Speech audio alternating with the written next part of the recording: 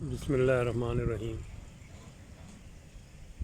آج 15 رمضان المبارک ہے۔ میرے بیٹے حسن علی کی آج 12ویں برسی ہے، اور اس دن کے حوالے سے میں اسلم کولسری کے 2 شعر آپ کی نظر کرتا ہوں۔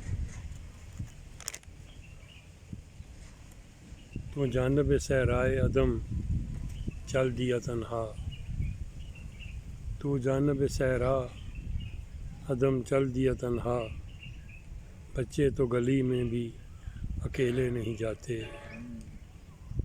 جو پھول سجانا تھے مجھے تیری جبیں پر، جو پھول سجانا تھے مجھے تیری جبیں پر، بھیگی ہوئی مٹی پہ بکھیرے نہیں جاتے۔ کالم حسن علی کی یاد میں ہے، پڑھیں۔ شکریہ۔ رفاقت علی آباد۔